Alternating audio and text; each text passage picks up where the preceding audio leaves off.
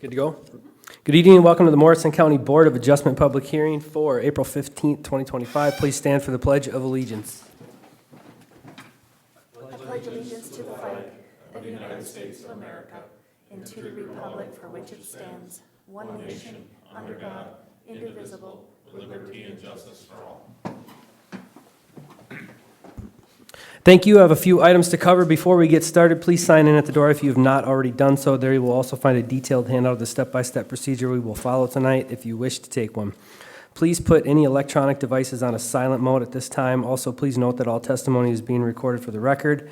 Members of the Board of Adjustment are appointed to the County Board of Commissioners by the County Board of Commissioners with one member from each of the 5 commissioner districts. Land Services staff is here to assist the Board of Adjustments with its duties. The task of the Board of Adjustment is to consider requests for variances and appeals from an order, a requirement, or a decision made by a county zoning official in accordance with the state law and county ordinance. Each request is considered on its own merit. The burden of proving a practical difficulty rests with the applicant. If a variance is granted, it is granted to the land, not to the landowner. There's a protocol for how we will proceed tonight. For each variance request on the agenda, we will hear a staff report, hear testimony from the applicants, and then the board will discuss and gather more information as needed. Next, I'll ask if anyone in the audience wishing to speak to this request. I'll ask each party to come to the podium, state their name and address for the record, and give their testimony. Please be as factual as possible and direct all statements and questions to me. After all the testimony is complete, I will close the public hearing portion of the process. The board will then review and discuss the case in terms of finding fact criteria as required by Minnesota statute and county ordinance. We'll have a series of votes, discuss whether the conditions be made, have a final motion to approve or deny the request based on those findings. After this final vote on your request, you may leave if you wish. And that will take us to the first and agenda item of the night, Tanner and Brooke Tetrick. Please state your name and address for the record. Tanner Tetrick, 32593 153rd Street, Pierce, Minnesota. All right, thank you, sir. Ms. Amy, staff report? Yes, Mr. Chair. This is a request to encroach on the setback from the road right-of-way with an accessory structure. The ordinance section that applies is here, and that requires a 40-foot setback from road right-of-way.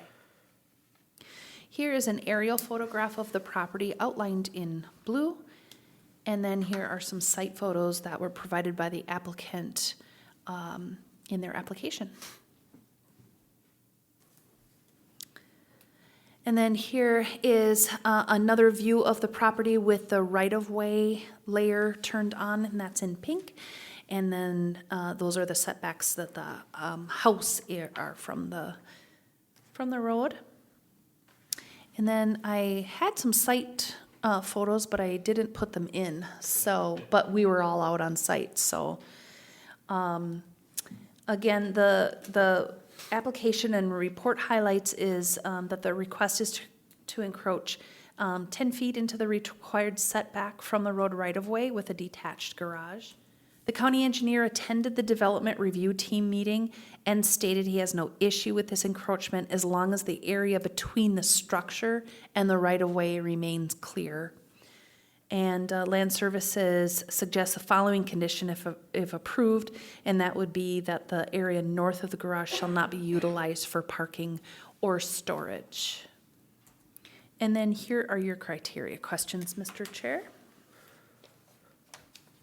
Thank you, Ms. Amy. Anything to add? No. Everything looks good? Yes. Okay. I'll open it up for comments, discussions, questions from the board, but first, on site during that visit, what day was that? The 11th. Brent, George, Clint, and myself. Marv, did you visit? I visited on the Thursday, the day before, which would have been the 10th, and I was there approximately at noon. Perfect, And thank I you. knocked on your door, nobody was around, walked around there, but it was all marked quite well there, so thank you for that. Thank you. Okay, board members, questions, comments? Mr. Chair, Brent? I guess a question for Amy. Just a little confused, even though I was out there on the road right-of-way setback, 40 foot, and I read in the discussion that 70 feet And so what actually is Yeah. it, and what are we looking at on the photograph? Is that the 40 or the 70? So, Mr. Chair, the setback that we take, if you look at this, our setback is from this right-of-way. So the request is to be 15 feet from, in this, I'm just using this camper as a kind of a landmark here. But this structure would be 15 feet from this road right-of-way, and a 40-foot setback is required. So if you look, and if you recall in the, on-site, where this tree line, it's the right-of-way ends, just shy of that tree line. Does that did I answer that for you? Yeah, and so So I'll go back to this drawing here. So where did this 70-foot, That's the right-of-way claim. From the center line of the road, they take 70 feet. That's their right-of-way claim. It's not a setback. So when the Public Works Director says, we have 70 feet of right-of-way, that pink is going from 70 feet from the center line of the road out, and then that's their right-of-way line. so that's what was staked there? Correct. Okay, So that's the what I wanted to be clear about. Yes, so the stake is where they said, here's where our right-of-way stops. This is the edge of our right-of-way. And then that 40-foot setback is taken from that. Miss Amy?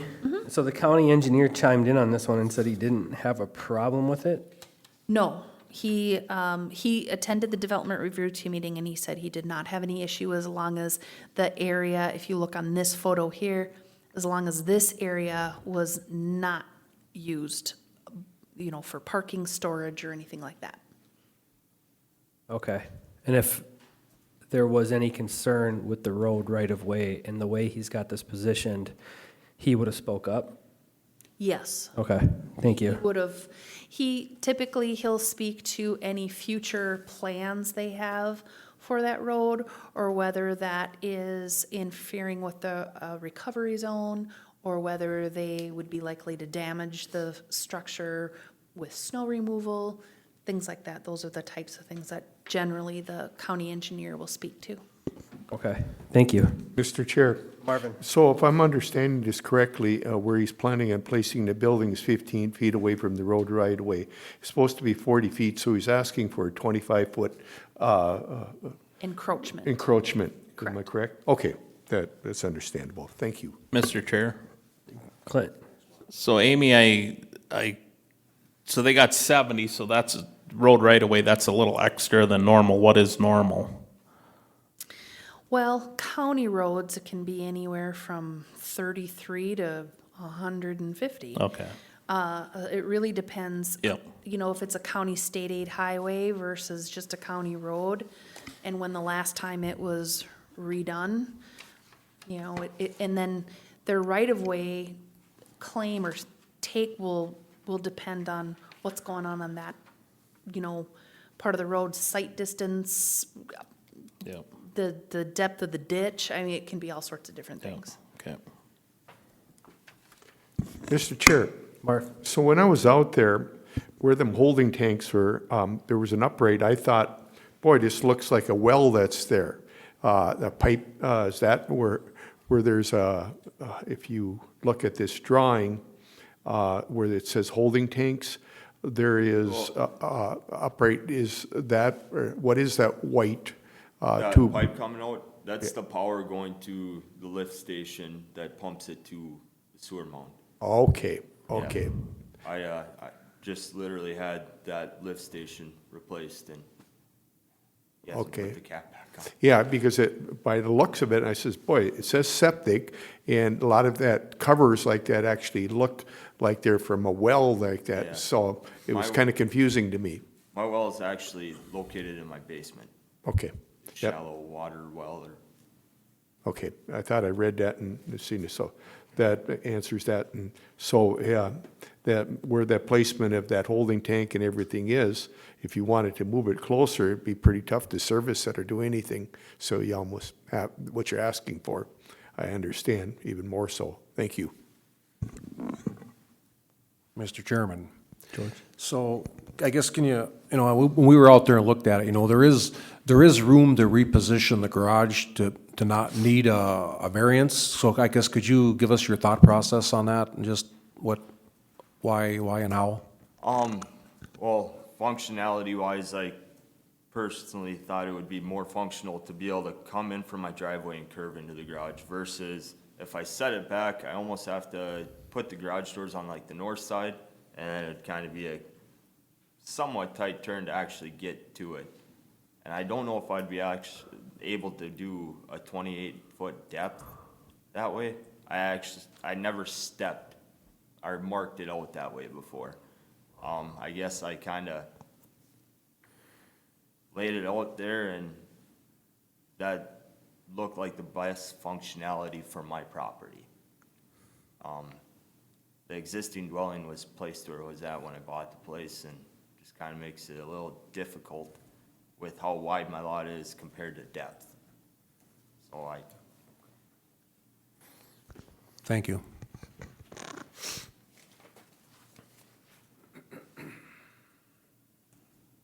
Anybody else? Okay, moving on to the public. Any public comment? Please go up to the podium, state your name. Any public comment? That's twice. Any public comment? That's 3 times.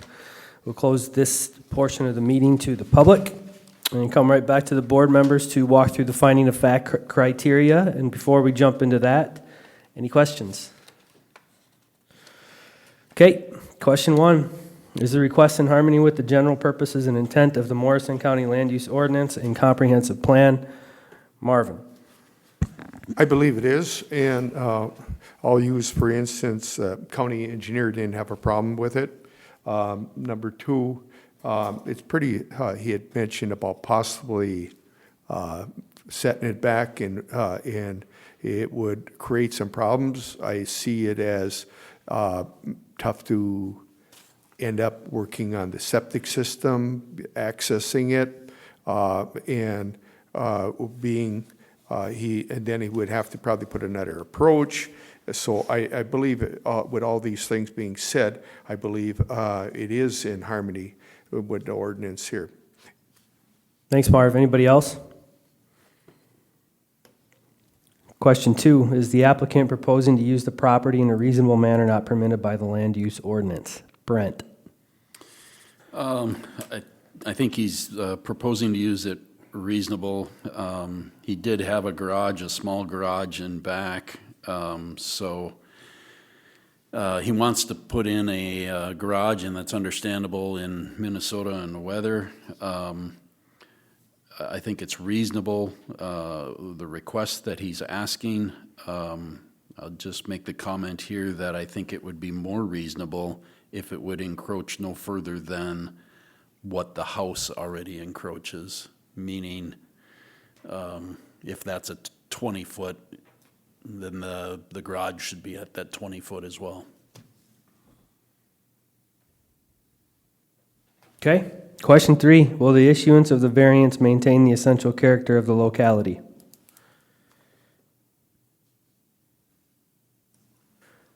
George? Yes, I believe so. The locality is rural with ag land, scattered residences, all with detached sheds and garages, so the essential character would be maintained in this neighborhood. Okay. Anybody else? Mr. Chair, I'd just add that with the house being as close as it is to the road right away and putting that shed there, nobody really knows what, the public driving by ain't gonna know what the right of way is there, so they probably wouldn't know the difference. I think it's kind of in line with the house, so I think it would fit right in. Okay. Anybody else?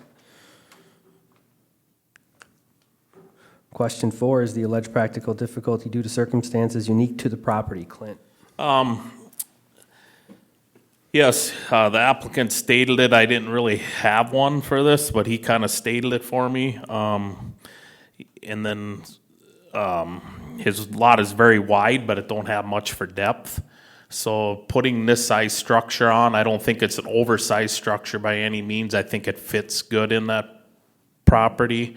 But just where the house is, with it being a wide lot, not as much depth, and then being able to access it. And then also the way he needs to come into that garage, or this shed, that has a difficulty. And the other difficulty actually is what's kind of stated with the county engineer. Didn't have a problem with it, but we want a condition that we don't park anything or do anything in between that building and the road right away.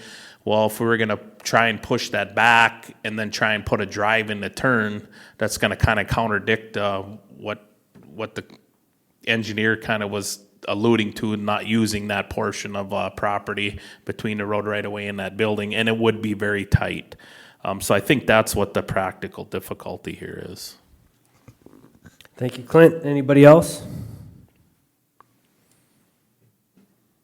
Okay, question 5 is the need for the variance created by actions other than the landowner and prior landowners. Clint, you kind of hit on this with the way that lot was initially established, where it is a little, well, quite a bit wider than it is deep, and then you start putting where the well and the septic are on the other ends there.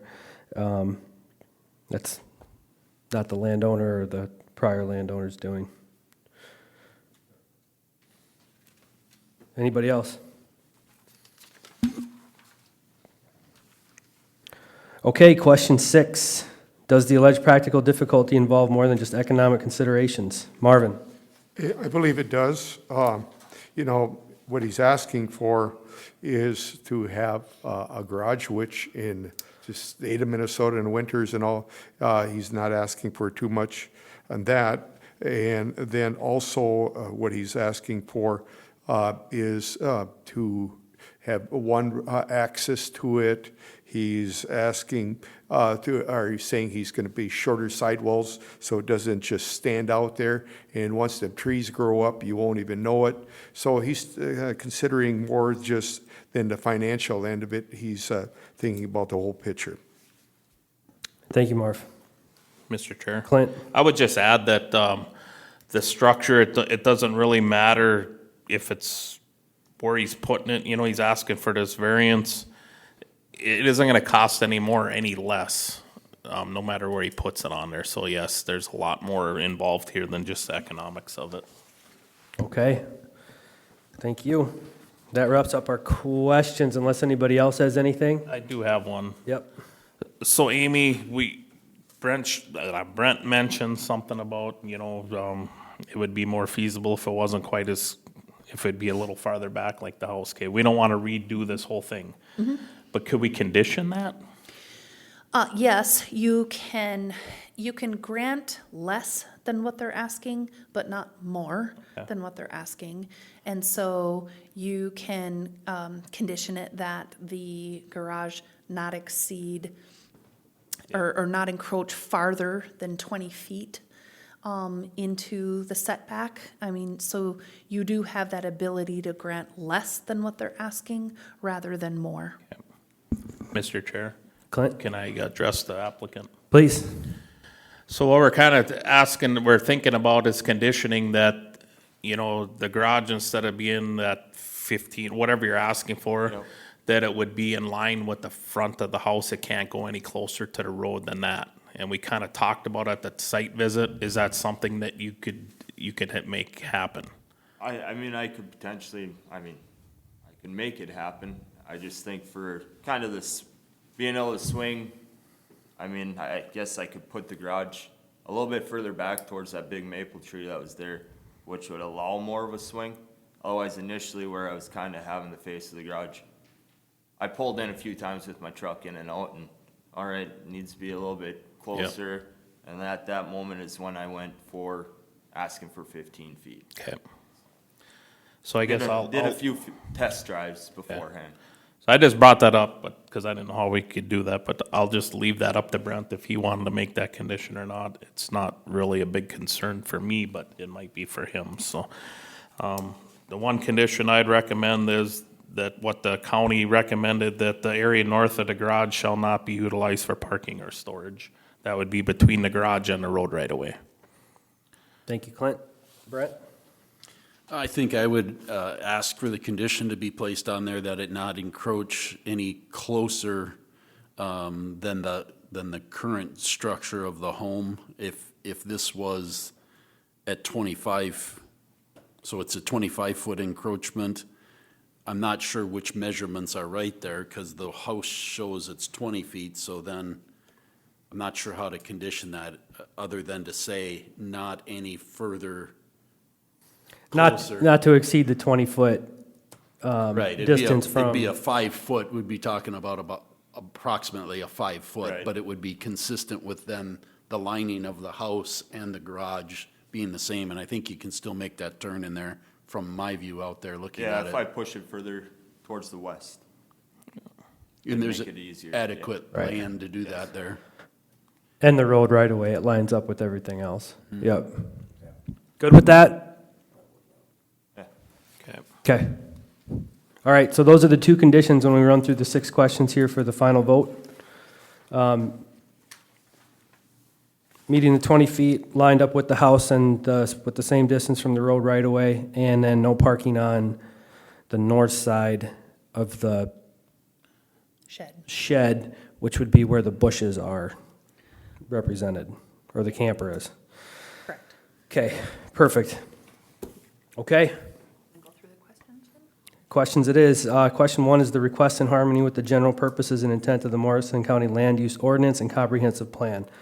Marvin, Yes. Brent, Yes. George, Yes. Clint, Yes. I, John, is yes. Question 2, is the applicant proposing to use the property in a reasonable manner not permitted by land use ordinance? Brent, Yes. George, Yes. Clint, Yeah, with the condition, yes. I, John, is yes. Marvin? Yes. Question 3, will the issuance of the variance maintain the essential character of the locality? George, Yes. Clint, Yes. John is yes. Marv, Yes. Brent? Yes. Question 4, is the alleged practical difficulty due to circumstances unique to the property? Clint, Yes. John is yes. Marvin, Yes. Brent, Yes. George? Yes. Question 5, is the need for the variance created by actions other than the landowner or prior landowners? John is yes. Marv, Yes. Brent, Yes. George, Yes. Clint? Yes. Question 6, does the alleged practical difficulty involve more than just economic considerations? Marvin, Yes. Brent, Yes. George, Yes. Clint? Yes. John is yes. All 6 questions were answered to the affirmative. Do I have a motion? Mr. Chair, I'd like to make a motion to approve this. Okay. With the 2 conditions. Correct, with the 2 conditions. Thank you very much. I'll second that. A motion made by Marvin and seconded by Brent to approve the variance as requested with the conditions. All in favor, Brent, Aye. George, Aye. Marv, Aye. Clint, Aye. and I, John, is aye. Variance is requested with the And 2 that is- conditions. At the 20-foot and nothing on the north side. Yes, correct. And any further questions, just work with Land Services moving ahead. Yeah. no, All right. Thank you very much. Thank you. Okay, agenda item number D, new or old business. Mr. Chair, I don't believe I have new or old business. Okay, on to the approval of the April 1, 2025 minutes. Any questions, corrections? Mr. Chair, I contacted Sharon about one portion of it, which, did you get that corrected? Okay, thank you. It was, do you want to read that line there? The only thing we added was to add nitrate levels. That was the one I instead of picked, just yep. levels. Yep, that's the one I picked out, okay. Okay. Okay, Other than that, I've seen everything was in alignment, so I'm okay with approving them. correction noted. I'll second with that correction. Motion, okay. Motion made to approve and seconded. All in favor? Aye. Aye. Aye. Aye. Okay, minutes approved, and then that's it. Chair, I make a motion, we adjourn. Second. All in favor? Aye. Aye. Aye. Aye. Aye. Okay, meeting adjourned at 8:02 PM.